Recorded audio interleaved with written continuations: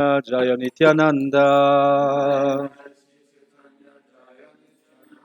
Jaya Jaya Sri Chaitanya Jaya Nityananda. Jaya Jaya Sri Chaitanya Jaya Nityananda. Jaya Dvaita Chandra Jaya Gaura Bhakta Vrinda. Jaya Dvaita Chandra Jaya Gaura Bhakta Vrinda. Jaya Jaya Sri Chaitanya Jaya Nityananda. Jaya Jaya Sri Chaitanya Jaya Nityananda. Jaya Advaita Chandra Jaya Gaura Bhakta Vrinda. Jaya Advaita Chandra Jaya Gaura Bhakta Vrinda. Hare Krishna. So today we will not be reading for any particular verse from the Chaitanya Charitamrita. Instead, we'll be reading and speaking on this pastime, amazing, wonderful, beautiful, ecstatic pastime of Sri Krishna Chaitanya Mahaprabhu and Raghunath Das Goswami, and how Raghunath Das Goswami met Lord Nityananda at the bank of the river, and how Lord Nityananda instructed Raghunath Das Goswami to make particular food stuff and to give to the devotees, to all the assembly, and he got the mercy of Lord Nityananda. So this is an interesting pastime. As many other pastimes in the Chaitanya Charitamrita, apparently they seem to be very simple. Lord Raghunath Das Goswami met Nityananda on the bank of the river, and he just fed people some food. If you speak to a complete atheist or a person who is not interested in spiritual matters, you would think, okay, this is nothing extraordinary. But there's much extraordinary things going on in this pastime. And we will be speaking about some of these extraordinary things, because the pastimes of the Lord are unlimited. So they can be looked from many different angles. And every time we see or we read these pastimes, the new revelations will be there. So, to start the beginning, first of all, Raghunath Das Goswami met Lord Chaitanya, and he wanted to join him immediately. I want to join you, and I want to leave everything behind me. And as we know, is via those who come from the western part, and even India. Which part of India are you from? Northeast. Okay, so you Bihar or Bihar? Okay, around. Okay. So even in India, if you just tell your parents, okay, I want to join the Brahmachari Ashram ISKCON, there will be a big disturbance. They will say, no, this is terrible. First you graduate, get your MA, get your job, get married, then you can do whatever you like. And even then, then I need grandkids, then you can do. And then, and then even then there will be some other problems. There's always problem to join the mission of Lord Chaitanya Mahaprabhu. So it was the same story. Raghunath Das Goswami came from a very wealthy family. At that time, there was the description Prabhupada explains, when we compare it this time and this time now, the Raghunath Das Goswami's family would have many million, whatever, dollars or rupees or euros. They would be millionaires. They're very, very rich family. So, and the Raghunath Das Goswami family married Raghunath, so to a very beautiful woman, very beautiful wife. So he had everything perfect. But then he made this mistake. He met Chaitanya Mahaprabhu, and he said, I want to go to you, to join you. And Lord Chaitanya, as he is omnipotent and he knows everything, Andantarasta Paramana Chantarastam, he's in every atom, he's in every heart. Ishvara Sarvabhutanam. Hridesha Junatishati. I'm in everyone's heart. And so he said, maybe better not now. But I advise you, for now, to live just like any other materialist. This is the advice of Chaitanya Mahaprabhu. So Raghunath Das, okay, I will do this. So he just did a business. He was a business coming from a Kayasta family. This is a business family, although considered Shudras, but they're still very influential and very rich. I think Bhaktivinoda Thakur also came from Kayasta family. It's a very influential, rich families. And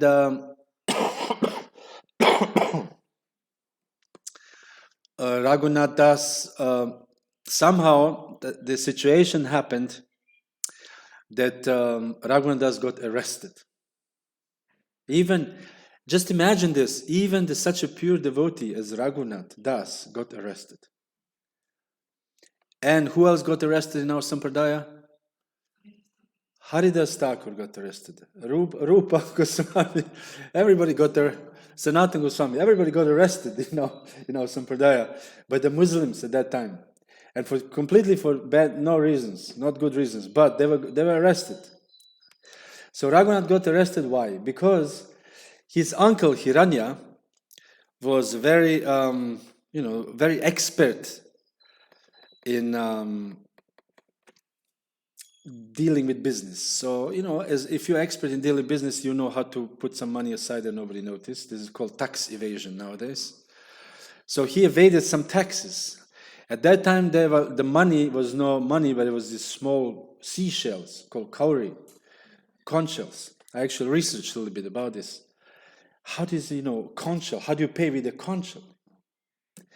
But it does make sense slowly to me. Still doesn't make sense, but it makes sense slowly. First of all, the majority of people were still bartering, trading. You give me, I give you whatever, 2 liters of milk, you give me a piece of cloth or whatever. This was a trading society.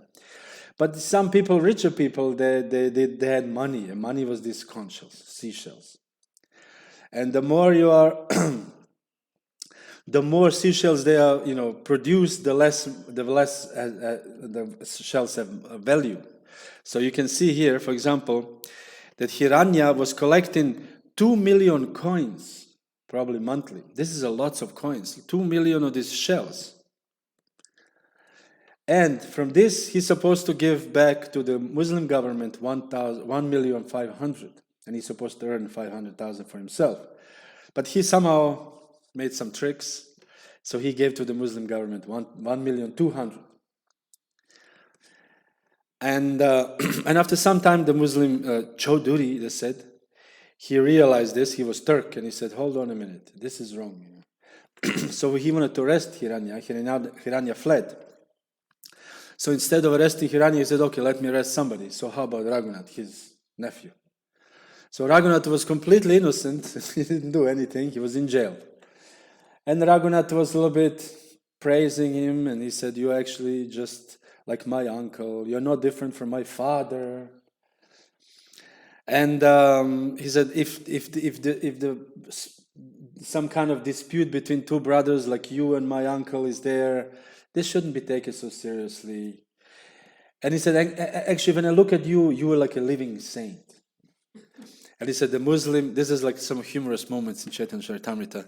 The Muslim started crying because he was touched. And he said his tears glided down his beard. This is a little Krishna's carriage. Graphic description.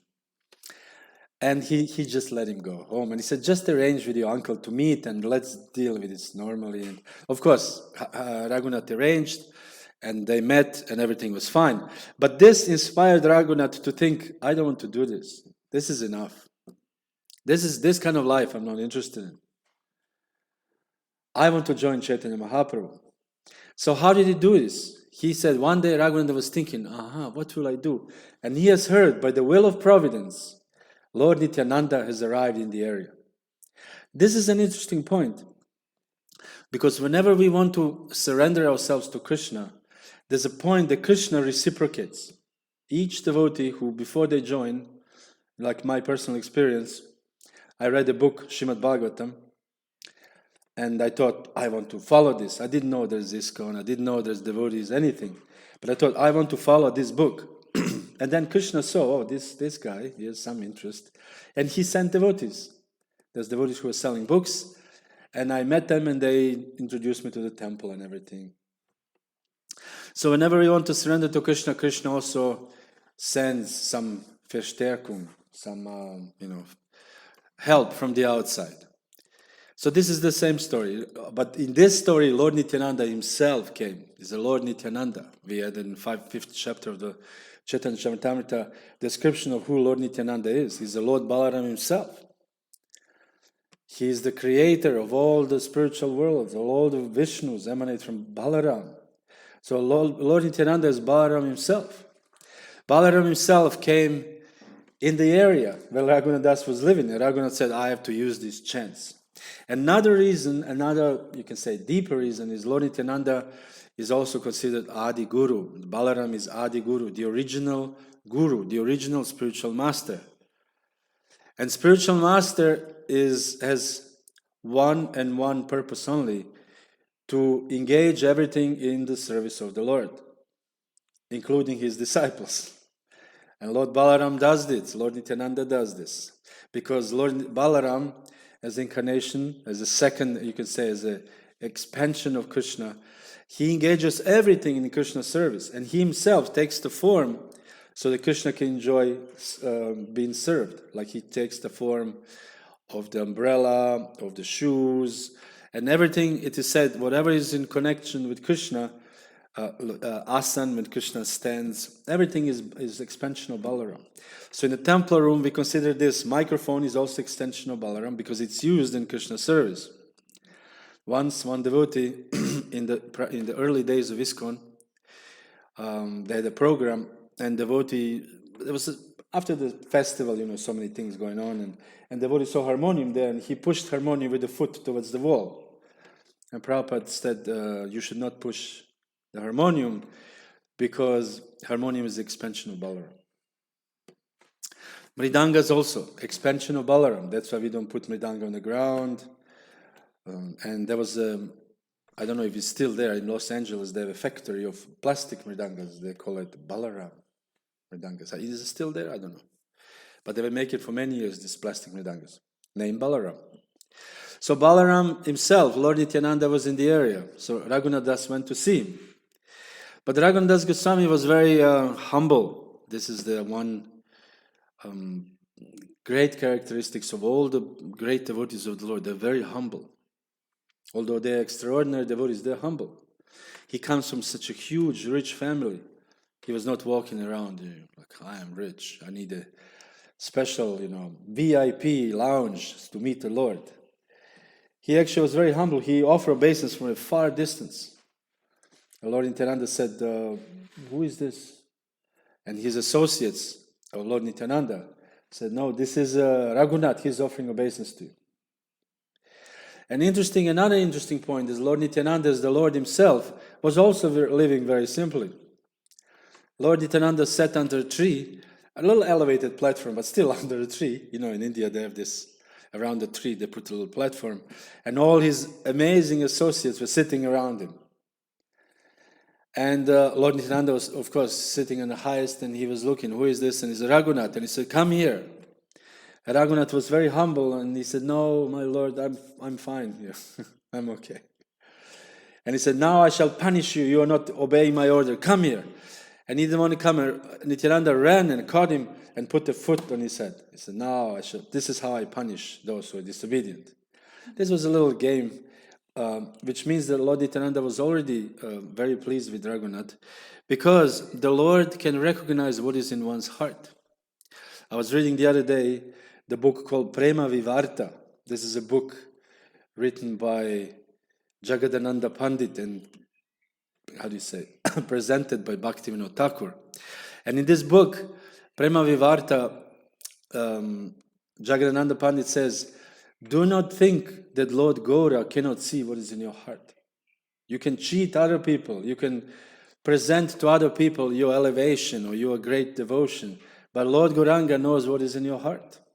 So you cannot hide. So better have a pure heart and serve the Lord in a pure heart. So Lord Nityananda recognized the pure heart of Raghunath, and he gave him the mercy. But then, even then another important point is the Lord Nityananda said, okay, now I recognize you're a pure devotee and everything. Still, you have to do some service. Meaning that pure devotion is very nice, but pure devotion has to be combined with the service. Service given by the Guru. And he gave him the service. Okay, take all the, make a chipped rice, which is a flat rice in India. Mix it with yogurt or with kheer, condensed milk, and distribute to the devotees. Raghunath very gladly did this because he had the means. He paid for everything. He was, wealthy, and he distributed to all of course, first to Lord Nityananda and then to all the devotees. Interestingly enough, the Lord Nityananda gave him instruction according to his status. We know in our Sampradaya we have a devotee called Kolavecha Sridhar who was very, very poor.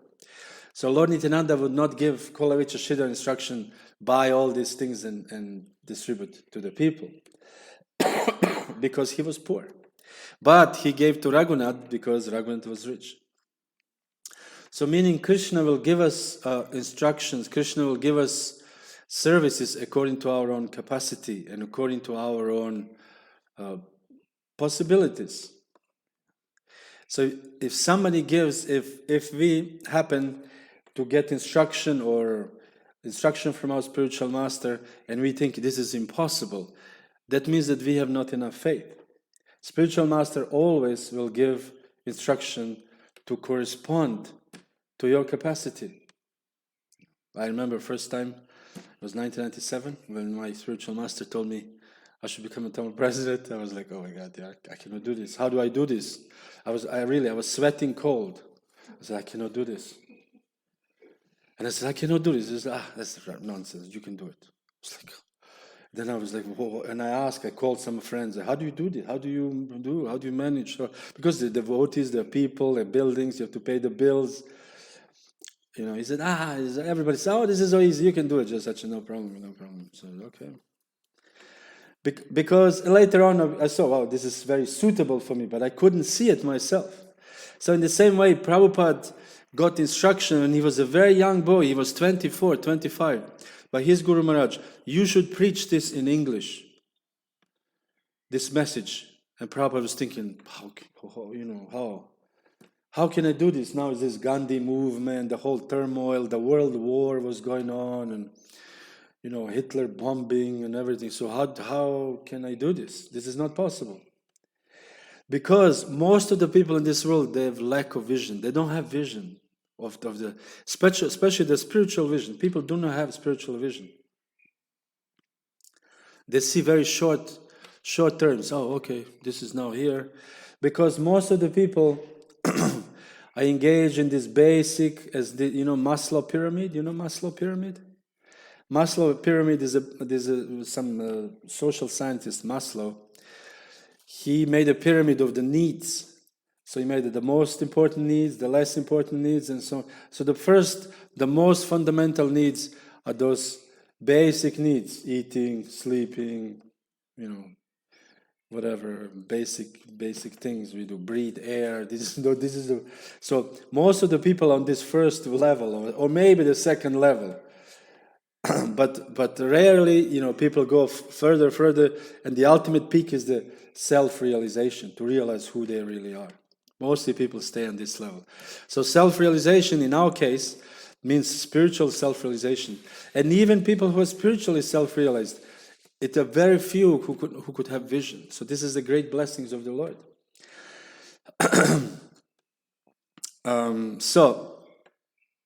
Spiritual master has this vision. Spiritual master has vision. For example, Bhaktisiddhanta Saraswati, I was talking to Prabhupada. He had a vision. This will be spread. This Krishna consciousness will be spread all over the world. Prithivite achiyati nagara digrama sarvatma prachara haibe moranam. They'll be everywhere, all over the world. This is a verse from Chaitanya Charitamrita. That in every village, in every town, this Hare Krishna movement will be spread. And when Bhaktisiddhanta Saraswati tried to preach this, nobody could believe it. Really? All over the world? They thought maybe Bengal, maybe Orissa, okay, and that's about it. Nobody could imagine that it could spread to South India. Now we have, Coimbatore, ISKCON Coimbatore, whatever, ISKCON everywhere. And we have ISKCON Malaysia, ISKCON Indonesia, ISKCON whatever, Azerbaijan, everywhere there's ISKCON. All over the world, because there was a vision. Bhaktivinoda Thakur had this vision, and Bhaktisiddhanta Saraswati had this vision. So, coming back to the pastime of of Lord Nityananda, Lord Nityananda said,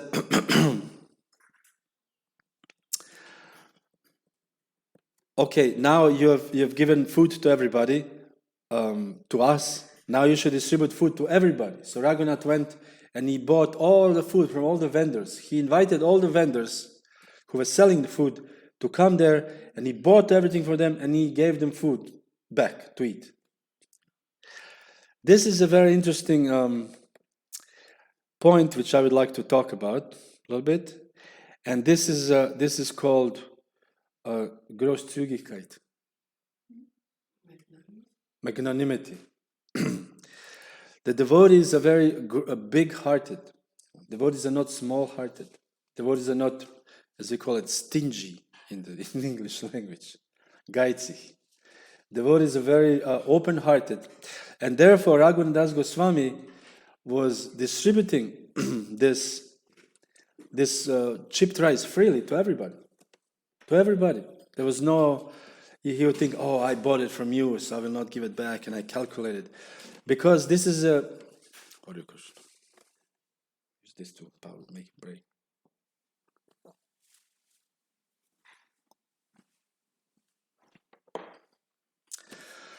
This is a quality of a devotee, open-heartedness and free distribution to everybody.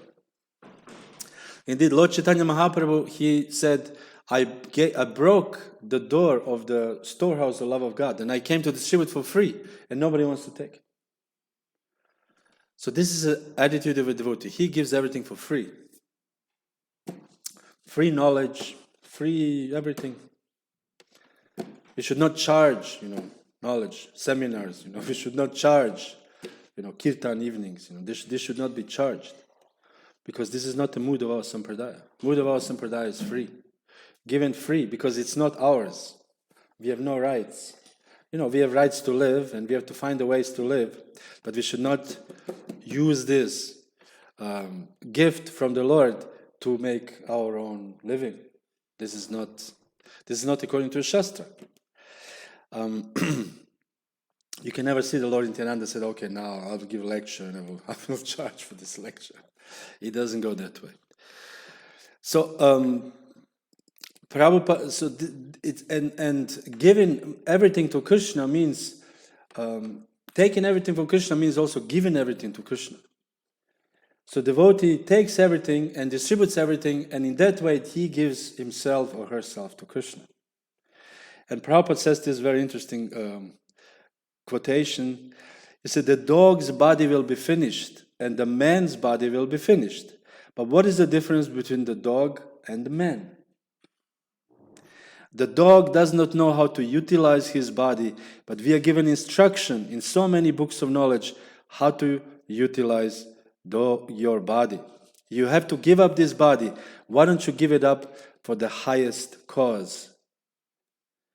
Meaning, we are giving our bodies anyways. For example, if you have a job, you're giving your body to somebody.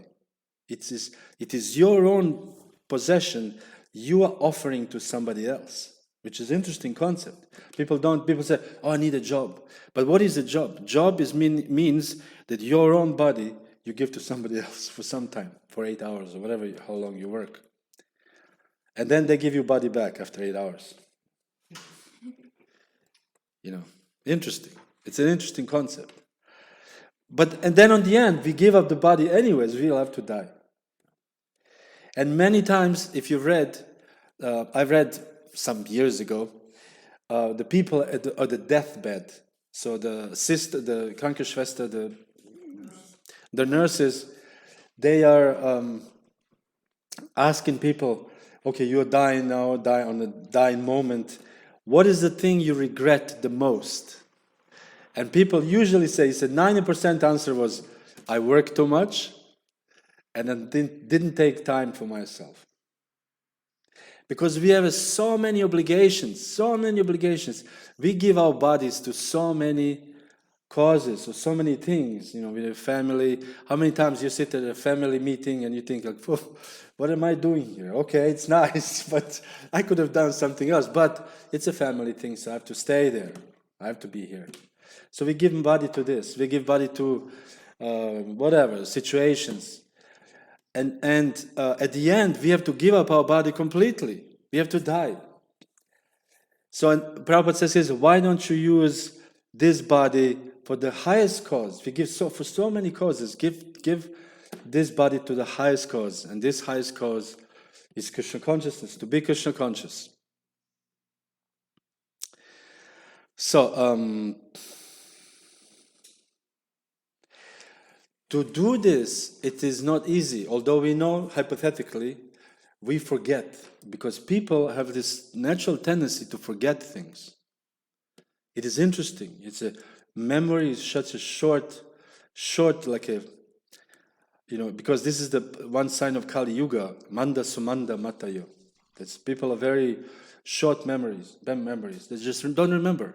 Like, for example, when the corona started, just because I'm writing about this right now, when the corona started, there was a big uproar in the society. There was suddenly no food in the shelves. People buying pasta, whatever, oil, and no toilet paper. For whatever reason, this is the valued item. People are buying. The mafia in Italy made tons of money by stealing the breaking in the stores and stealing the toilet paper, and then they were selling illegally to the people, and they made tons of money on the toilet paper. I read this. It was very funny. But, not funny. This is the item of value at that time. And then we were thinking, oh, now is the best time. Where are our farms now? Where are the Krishna conscious farms? You can just go and say, okay, I will now go there. It's safe. There's so much food. We don't depend on any. We don't have pipes. We don't have electricity. We live already. We don't need to even buy their clothes. We weave our own clothes. Everything is there, as Srila Prabhupada wanted. Srila Prabhupada envisioned these self-sufficient communities, not because, Krishna is the forest god, so we need some flowers, and then we worship Krishna in the forest. And it was not a sentimental, it's also there, but mostly Prabhupada was very practical. Prabhupada was very practical because he knew this moment will come. I actually found some quotes. The Srila Prabhupada wrote even to Sally Agarwal. This was 1965. Very, very early days. When, ISKCON didn't exist. Even Prabhupada came to America. And he wrote to her when he left. He said, how long will this nuts and bolts society last? He said, people cannot eat nuts and bolts. The time will come when people cannot eat machines. So therefore there's need. He said, this is artificial way of life. The real need is to live on the land. The real life is to live on the land and depend of the land instead of depending on the machines. And we saw this when Corona started. Suddenly, we were depending on machines. We were depending on the supermarket. If Lidl didn't have pasta, then we would die, hungry. We depend on Lidl. The International Society for Krishna Consciousness was depending on Lidl and Aldi. This was a terrible situation. So at that moment, many devotees, I read so many, wow, we should have had self-sufficient communities that, we shouldn't depend on as Prabhupada said, demoniac civilization and so on and so forth. And then, this was the talk for some time. And then the corona now is subdued. The pasta is back to the shelves. The toilet paper is back. And even two different types. I remember when it was my person I know, he said, oh, it's not anymore only one type. Now they have two types with perfume in the toilet paper. They wanted to make it up, the government. Now we have. This famous story as Prabhupada gives. that Christians in Russia in the communist time, early 50s, 60s, they were praying to God for the bread. Christians are praying for the daily bread. And there was no bread. So the communists came and they said, okay, pray to us for the bread. And they said, okay, please give us bread. So they opened the trucks full of bread. They said, here is bread. You don't need to pray to God for bread. So this is a similar situation. The atheists, they think, what do you need? Depend on some Lord. This is a Middle Ages mentality. Medieval. When you say medieval, it's like something really ugly. Medieval. But we actually like medieval. Prabhupada liked medieval. Krishna likes medieval. Medieval means depending on the Lord, not depending on the machines and nuts and bolts. The Lidl can supply me food. This is terrible. And if Lidl doesn't supply you food, then we die. Imagine if the corona became worse and worse, and the Lidl would be empty. For example, what would we eat? If the electricity goes off, if there's no water in your apartment, what would we do? Go on the street and kill somebody? I mean, to eat? How would? So, in these situations, we should think, yes, Prabhupada was very, very smart, actually. Prabhupada had vision. Prabhupada had the divine vision, not just, about Krishna, but also practical vision. He foresaw this, the collapse of the society. But as soon as the corona stopped, now of course we'll wait until what next comes. Bill Gates announced already there will be another something. So when he announced that must be something cooked in the laboratories of their minds.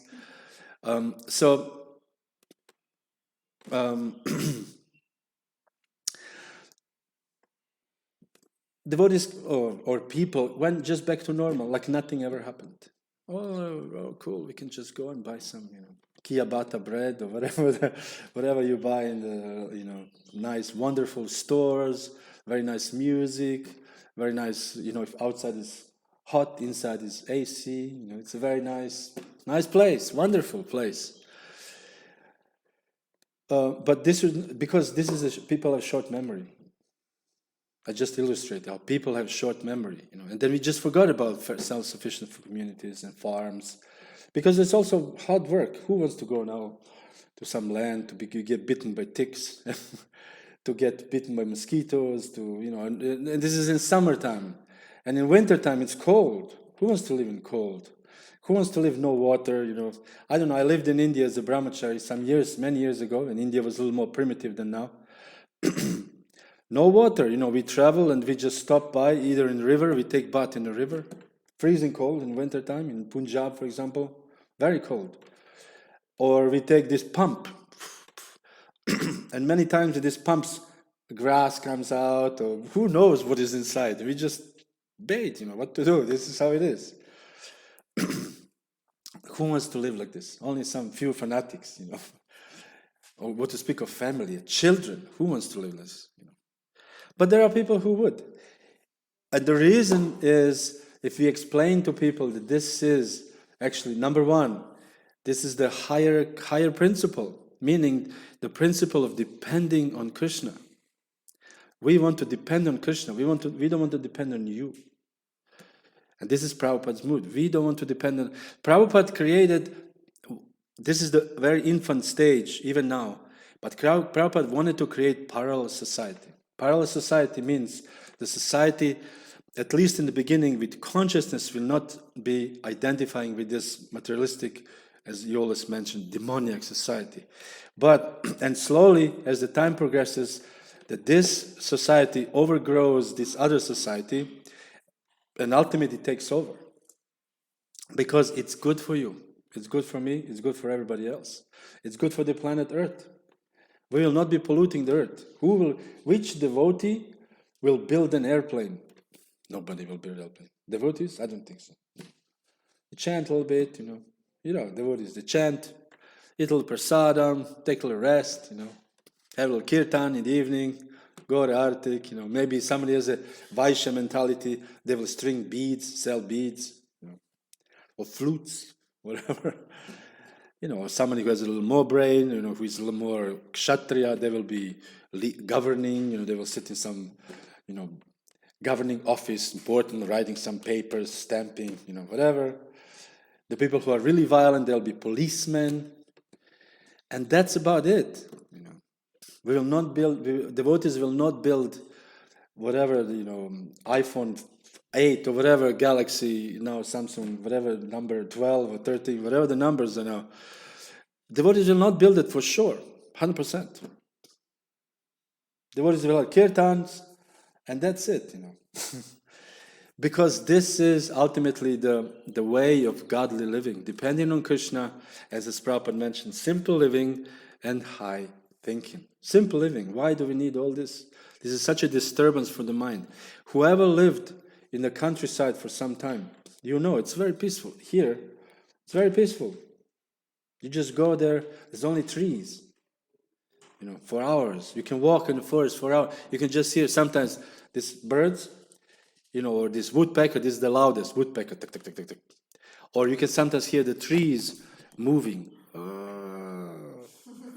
You can hear, isn't it? And this is the loudest thing you can hear. So this is very nice. And this is very pleasant. And in this way, your mind is peaceful, and you can peacefully read about Krishna and chant about Krishna. Then, when you see a forest flower, you pick a flower and you offer to Krishna. You remember how Krishna's garland is made from the forest flowers. Krishna does not buy flowers in Lidl, for $3.99 a bunch. Krishna is the forest flowers. So this is what I would. I don't want to say envision, but I would think what Prabhupada wanted from our society to be. Simple living, high thinking all over the world. There will be always people who are in the mode of passion, including me, who like cities, who like passions, asphalt, whatever. Neon jungle, as they call it. Neon jungle. This is the term made by the Beat generation, 1950s. That's kind of cool. Neon jungle. But it's actually low class. Electricity is actually low class. But Prabhupada wanted this, simple living, high thinking, that we all engaged. And then in this way, we will develop our natural tendency. Nowadays, everything is so confused. Lately, even more confused. People don't know, are they women, are they men, are they half women, or sometimes women, sometimes men, and all these kind of strange ideas. People have very strange ideas. But everything will be very much natural and living in harmony with nature. And then the nature environment will not be polluted. There's so many new diseases coming because of the pollution. All this fibromyalgia. This is all new disease. This disease didn't exist before. There's all the pollutants from the luck, from the paint, from all these poisonous things. So, what else I want to say about this?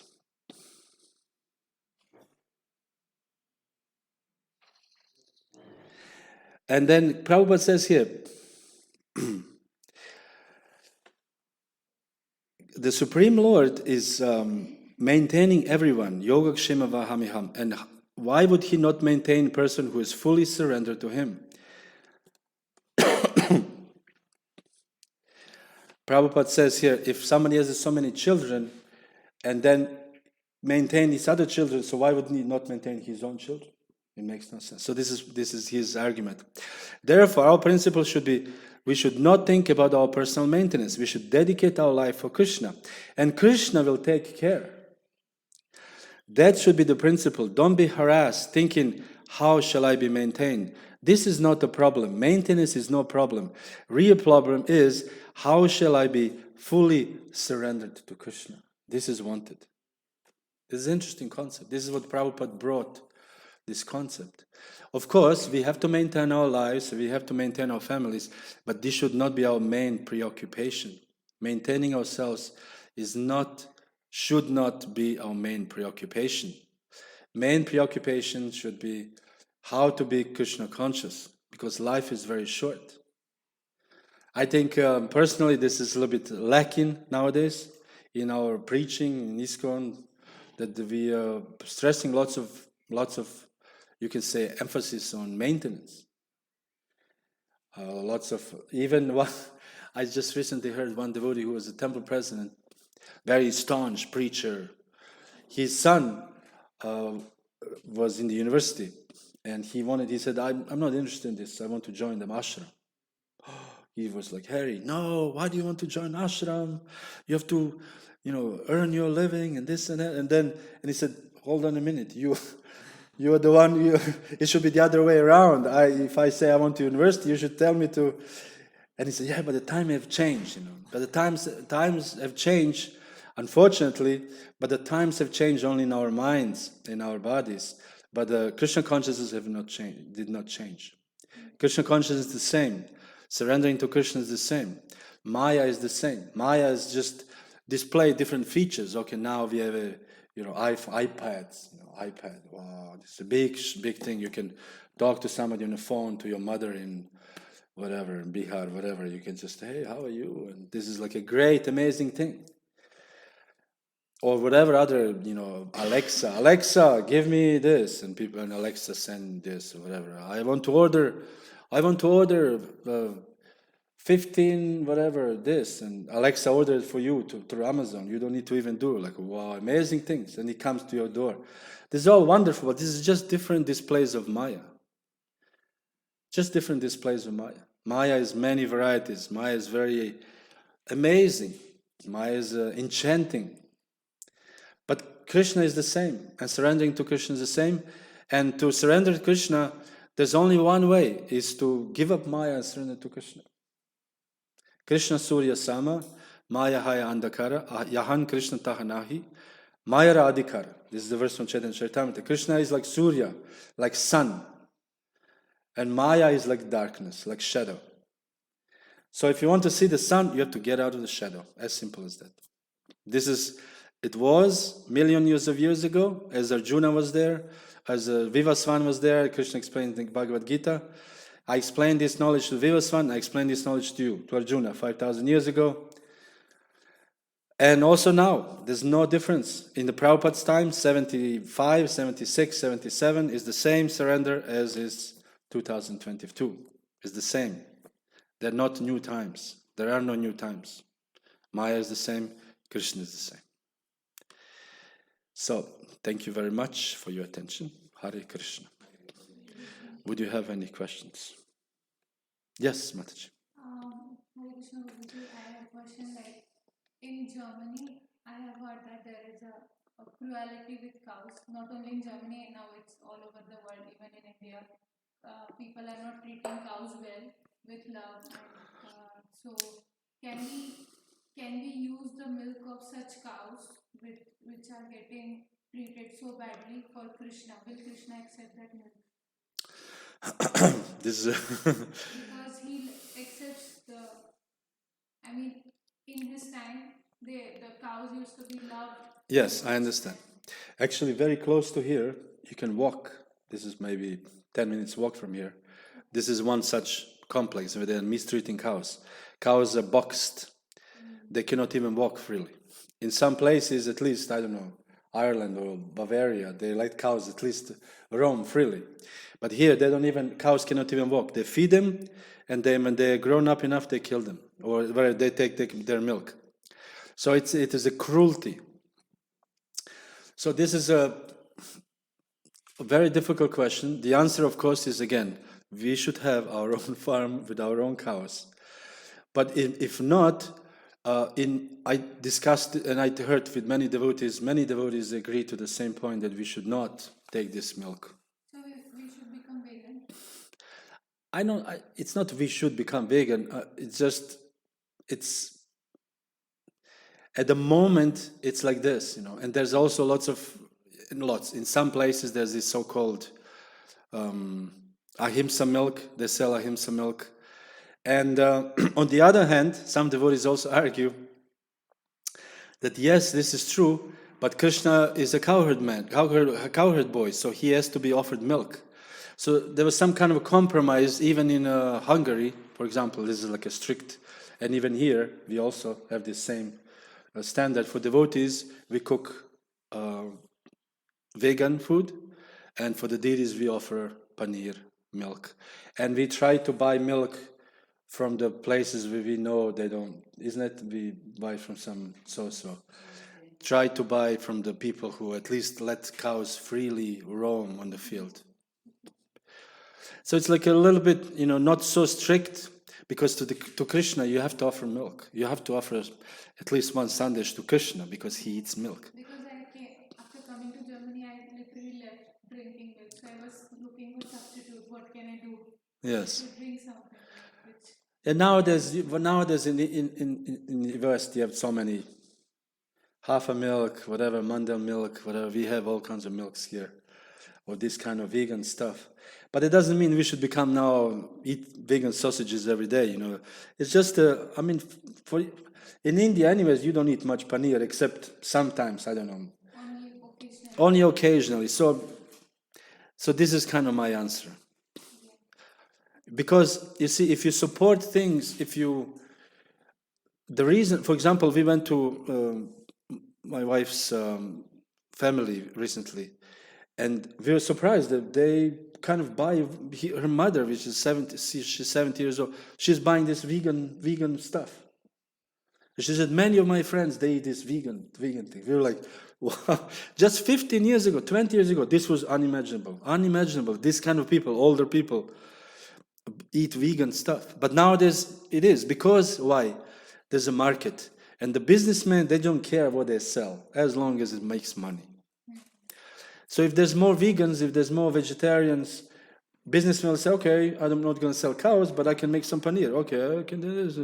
They will find a way to make money to the market. So if we abstain at least ourselves, that could be at least one small contribution. But again, we offer to Krishna some milk. One more thing. Even if, for example, cruelty happened to a cow and we give the milk to the Krishna, and for example, if he accepts, then that cow will get a nice life. Yes, cow will get benefit. If I have this consciousness, then... Yes, the answer is yes. One more question, can I ask? Yes. Okay, so nowadays there is a lot of attraction in the same genders, Yes. Lesbian and whatnot. I never heard. After coming here, I heard about this. I was so shocked. I was telling my mother, and she was like, "Oh." So then, so what is the scripture? What according to scriptures, what our scriptures say about such living entities? It's natural or it's not natural? In the Srimad Bhagavatam,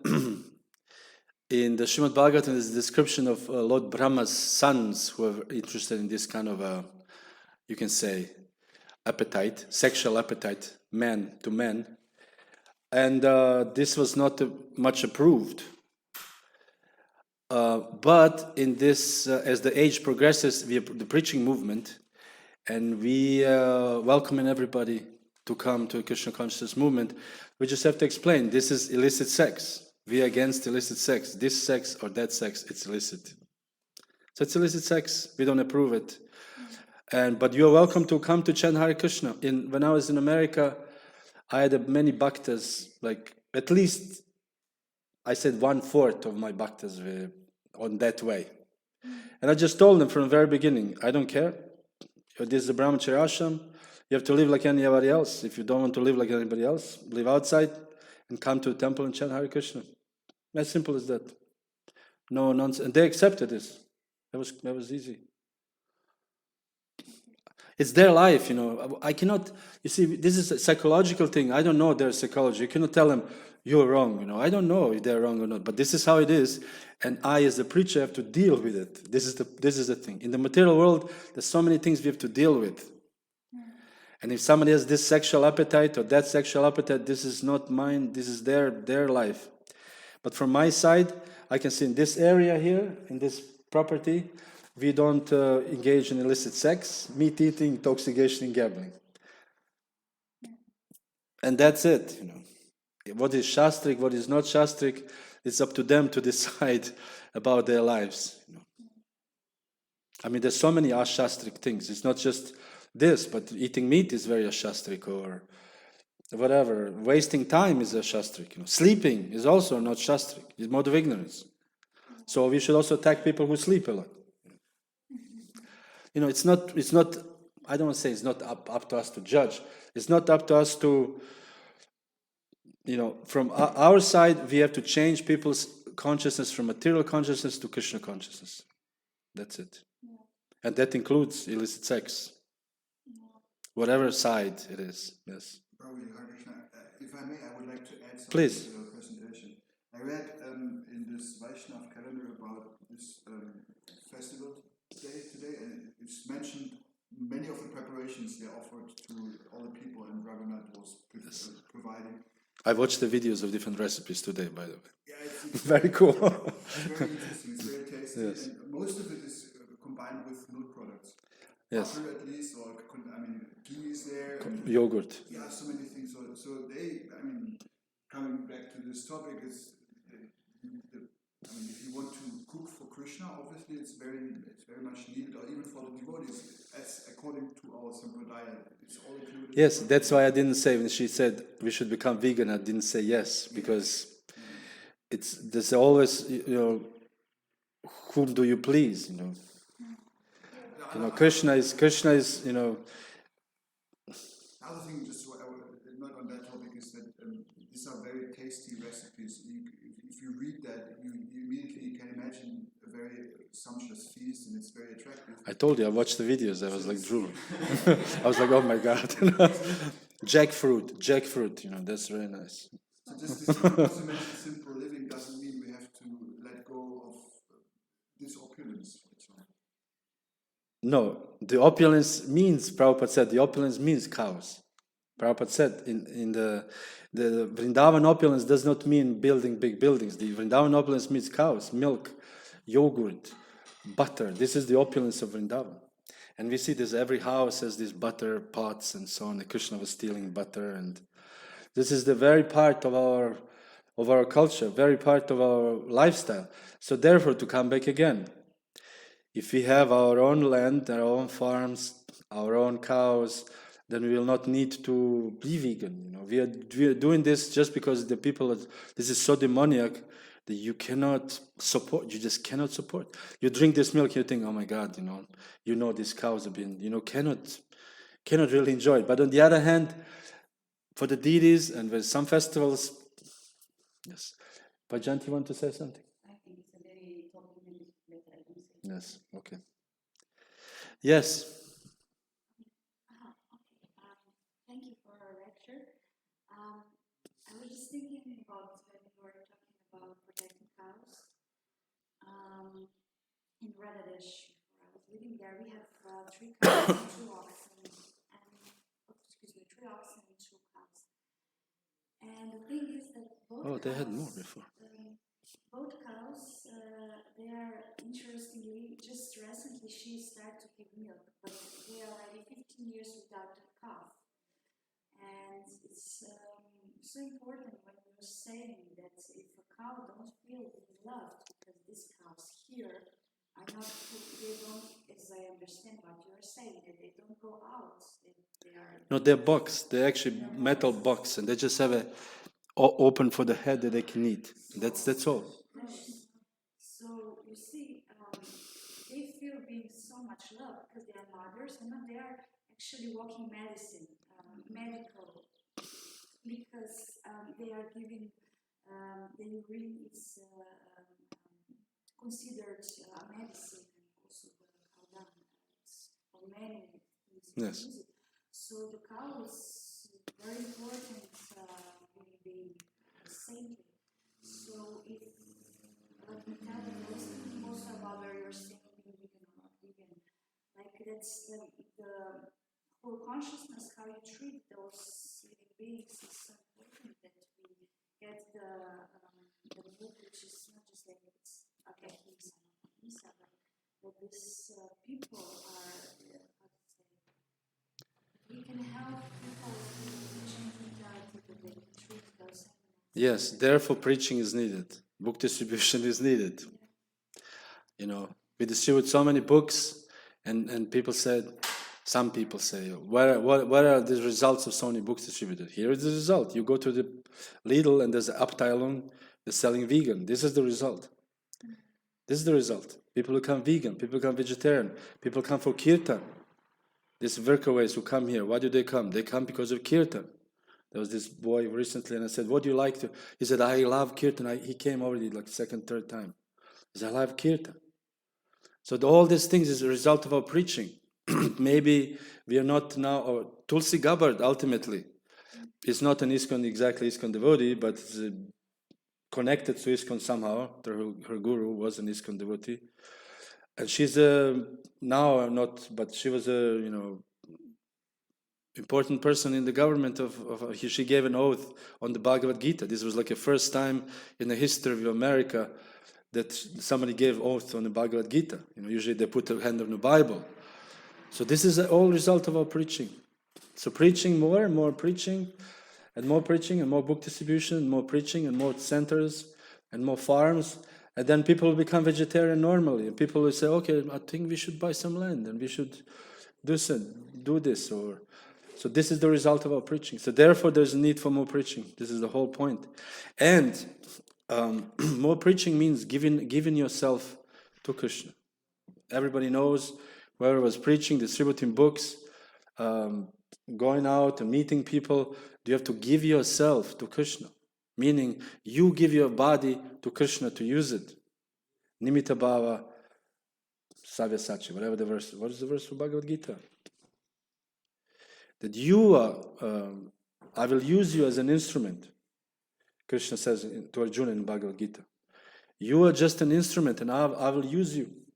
So therefore when we go out, preach and distribute books and, I don't know, door to door, if you have done ever, you tell people and people say, this is nonsense, or they ask you some provocative question, or they want to argue with you, or whatever. And so you used it, or people are just not interested.